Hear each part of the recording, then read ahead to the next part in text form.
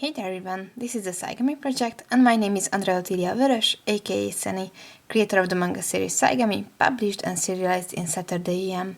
If you don't know, Saturday AM is a bi-weekly digital manga anthology, kinda like Shonen Jump. In this video, I'm gonna show you my art tools, which I'm using creating manga and colored artworks. So let's get into it.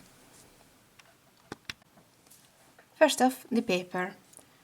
I'm using mostly A4 size regular art paper for my pages, nothing really special. This is A4 size, but sometimes I use a bigger size, which is B4 or maybe A3.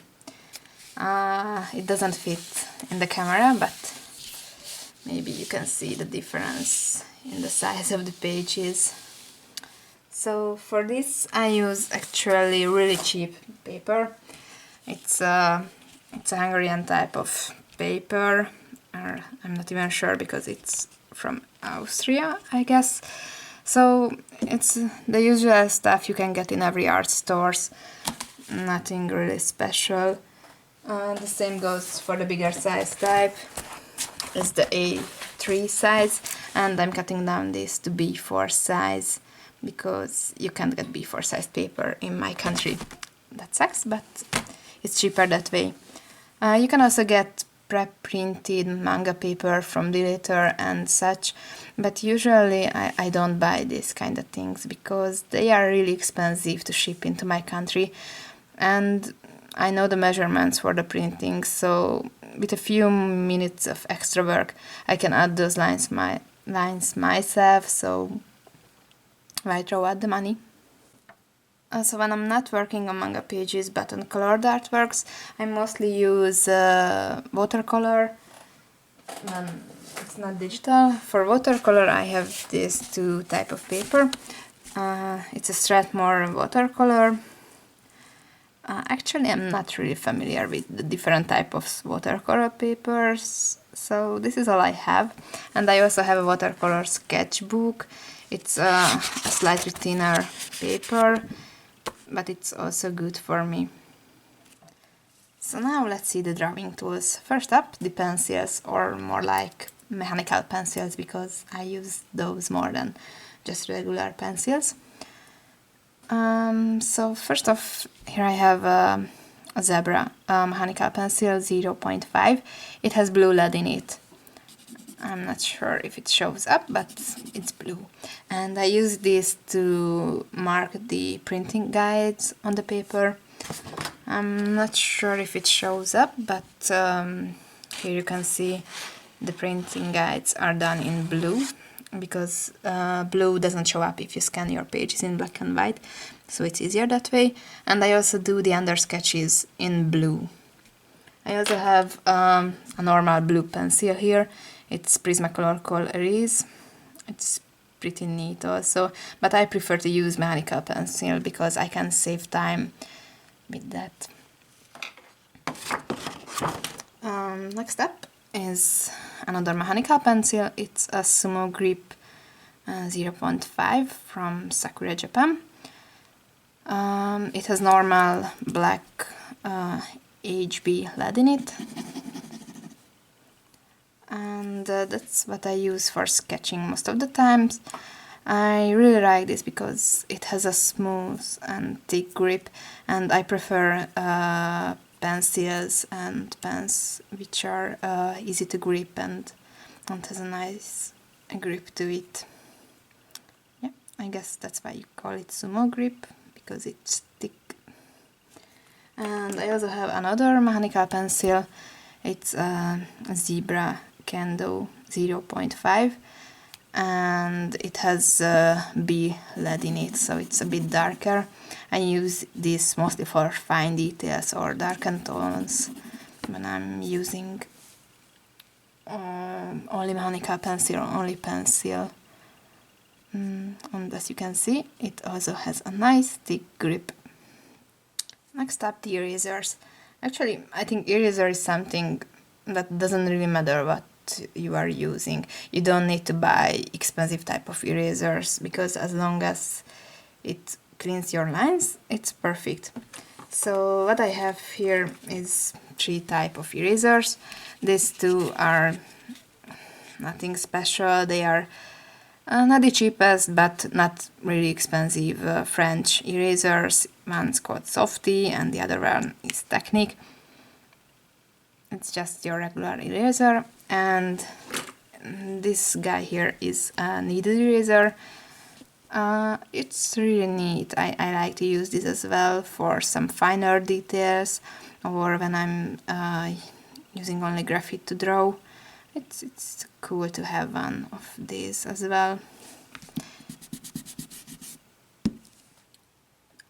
Next up, the rulers. Again, nothing really special. So I have here normal rulers, colored and transparent, and triangular rulers, again color and transparent. Yes, I like green. And I also have some French curves, and oh, this one's really cool, not just because it's green, but it's a flexible ruler, and if you need curved lines, you can just make your own curves and use the ruler like this. It's really heavy actually, and it was pretty expensive, but it can come really handy sometimes.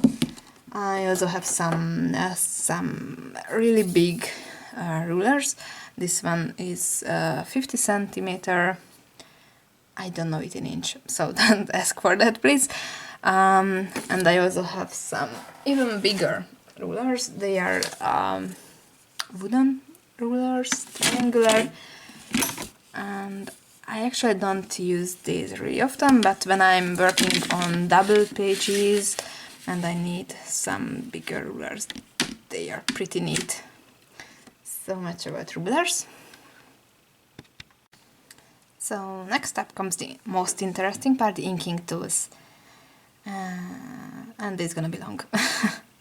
So first up is the famous G pen, which is told that it's the ultimate tool of the mangaka, and that you need to draw with this if you want to be a manga artist. That's actually not necessarily true, but it surely is a cool tool to use.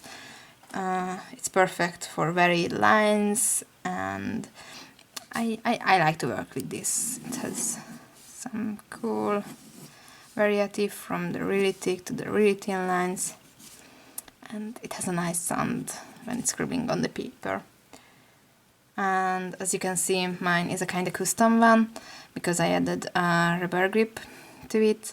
As I told, I like when the pen and the pencil has a thick, soft grip. It makes things more easier, and it causes less pain to my wrist. Second one is another type of nib pen. It's called saji pen or spoon pen, I think. I actually don't really use this one so often. It's for lines with less variety, and it's a bit stiff for me, so there you have it. And the next one is the maru pen or the round pen. It's best for the really thin lines or really fine details. As you can see, the lines are super thin and the nib is really sharp. So if you're not careful enough, it can tear up the paper easily. And in case you wonder, the pen nibs and the pen holder are sold usually separately. What I use is a Zebra G pen, and the pen holder is something you can buy at your local art store, I guess. So at least I bought mines on the local art supply stores. And the round pen and the spoon pen have deleter nibs. And also this pen holder is deleter, it comes in a set. So, and while we're at inking pens, let's discuss the ink. I have two type of inks. One is Deleter Black 4 and the other one is European type of ink. It's called Kohinoor is the brand, and it's actually just normal drawing ink. Deleter is cool, but it's a bit expensive to get in my country because you have to ship it from abroad. So I don't really use Deleter anymore, but this type of drawing ink, it's really cheap and dries fast, has nice smooth black color, so it has everything I need. As for white inks, Kohinoor also have a white type of ink, but it is not really good actually. It doesn't cover up things really well, so for whiteout reasons I use some other tools. For example, here I have this correction roller. It's best for covering up lines outside the panel and such. I also have some white gel pens and some normal correction fluids and whiteouts. That's pretty much it. I also have some white gouache. Sometimes I also use this, but not really often. Mostly I stick to whiteout. Yeah, and I also have a Deleter White too, but honestly said, this didn't really work for me. I know White 2 is not for beginners, and it really is not, because it's really thick and hard to use. So if you are buying Deleter Whiteout, you probably want to stick with the other type. But nib pens aren't the only one I use for inking. I also use fine liners and Sharpies, so let's take a look in them. So first up, the Copic multiliners. They come in a variety of nib size. What I use the most is the 0.1. It's really thin, so it's perfect for fine details. But Copics, as you know, are really expensive. It's cool because you only have to buy the pen once, and after that you can replace the nib and the cartridge, but it's still not really cheap. But the nibs are really vulnerable, in my opinion. They don't last for too long, so it's not the best. If you have to replace the nibs too often, then it's once again expensive. So I also use other type of fine liners. For example, here I have the Edding Draw Liner. It's I think, I honestly don't know where it is from, which country, but never mind, it's a cool fine liner, similar to Copic in nib size and quality. So the 0.1 is a bit thicker than Copic 0.1, and it's actually kind of cheap. It's around half the price of the Copics, so I use this more often. They are cool. And there's another type of fine liners which I started to use recently, and these are the touch markers, or touch liners from Shinhan. It's also a Japanese type like Copic, and Shinhan is pretty much ripping off Copics in every area they can. They come in set and in single also. These are really nice, I have to say. These things aren't replaceable as far as I know, but they also come in a large variety of size. As you can see, 0, 0, 5, 0.1, 0.3, 0.5, 0.8, a chisel and a brush tip. and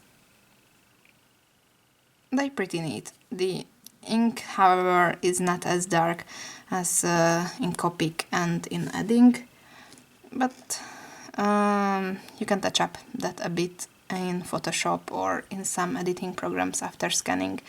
So they are really cool, so I'm probably gonna stick with this touch liner.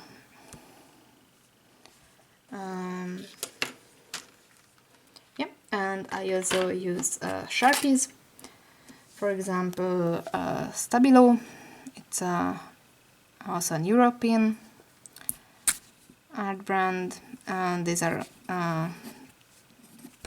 normal thick alcohol-based Sharpies, a thicker one, and I also use some Edding Sharpies.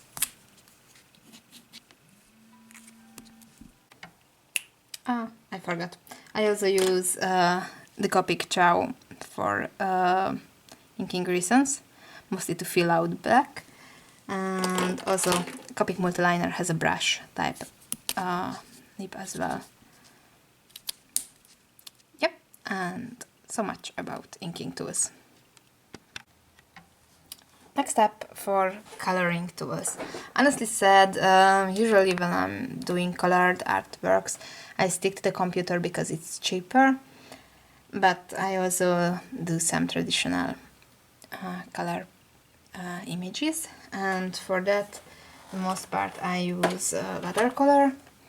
Here I have this 18 pieces set of watercolor paint. It's a Shinhan brand. Shinhan is the same as touch liners and touch markers. It has a nice range of colors, so it's fairly enough for me, but know that I'm no expert when it comes to painting and watercolor. I also have some colored pencils here. These two are watercolor pencils, or aquarelle pencils, sorry.